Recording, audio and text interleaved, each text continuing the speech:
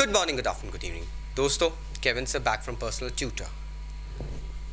Standard 12th geography playlist आप लोग देख रहे हैं। Secondary activities is the name of the chapter. Topic that I am discussing with you right now is presence of industries and factors affecting the industrial location. उसी के अंतर्गत जो point है वो है access to raw material. Raw material की availability जो होती है वो काफ़ी हद तक इम्पॉर्टेंट होती है किसी भी इंडस्ट्रियल सेटअप के लिए। अब वो लुकिंग लंदन टॉकिंग टोक्यो वाली बात तो कर नहीं सकते हैं दोस्तों। आपको रॉ मटेरियल मिल रहा है पहाड़ों में, आप अपनी फैक्ट्री लगा के बैठे हैं रेगिस्तान में। How will you go ahead and procure the management of transportation, timely availability plus cost efficacy कहाँ जाएगी? So these all things have to be remembered. होता ये है कि यूजुअली कंपनीज ऐसी लोकेशंस पे अपने मैन्युफैक्चरिंग यूनिट्स या इंडस्ट्रीज सेटअप करती है जहाँ पे रॉ मटेरियल की availability at a cheap cost होती है, और दूसरा उसका ट्रांसपोर्टेशन काफ़ी इजी हो जाता है।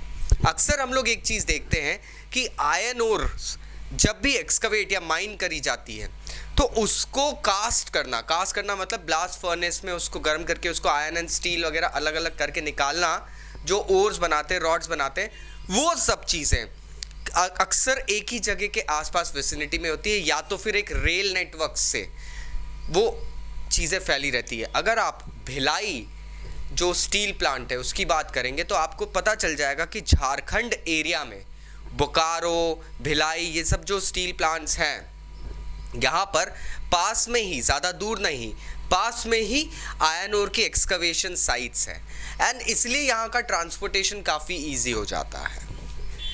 अगर हम हैवी इंडस्ट्रीज़ की बात करें तो हैवी इंडस्ट्रीज़ यूजुअली कुछ ऐसी जगहों पे, ऐसे लोकेशंस के पास ही अपने सेटअप्स बनाती हैं जहाँ पे उनको चीप रॉ मटेरियल की अवेलेबिलिटी मिल जाए, या तो रॉ मटेरियल बहुत बल्कि है उसको ज़्यादा दूर तक ट्रांसपोर्ट नहीं कर सकते हैं, या तो वो वेट लूजिंग है।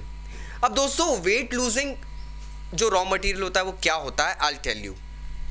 कोयला, हम कोल जानते हैं। कोल इज यूज, जो कोक निकल के आता है जब एक्सकवेशन या माइनिंग से कोक निकल के आता है दोस्तों, वो ख़त्म होता रहता है।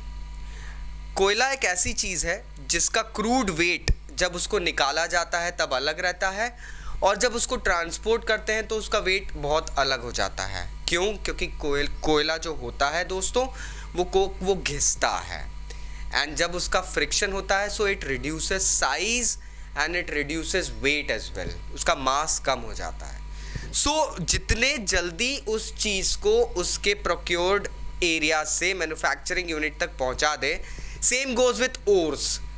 जो भी ओर होते हैं जो माइनिंग करके निकालते हैं उनके साथ यही चीज़ होती है दोस्तों।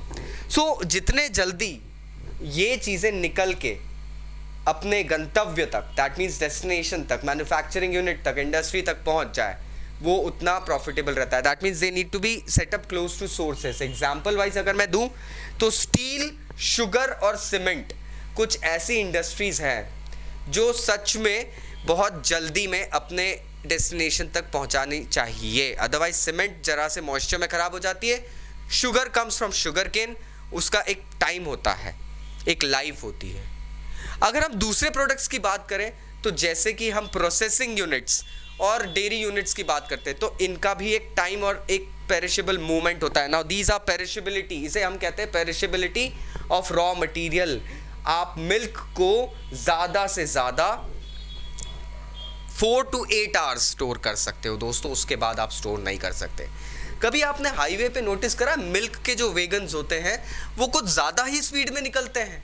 वो इसलिए निकलते हैं because they have to reach the dairy plant at a specific time और else the whole milk goes stele.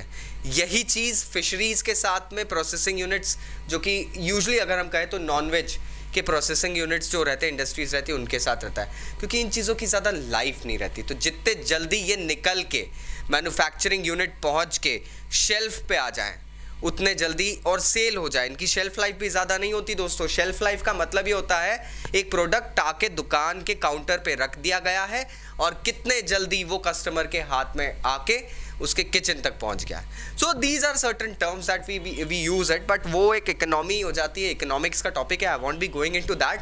We are studying geography and we'll be studying geography. So I hope now you got the crux. आपको topic समझ में आया है. फिर भी अगर कोई डाउट है नीचे कमेंट बॉक्स से कमेंट जरूर करना. Thank you very much. Take care. Bye bye.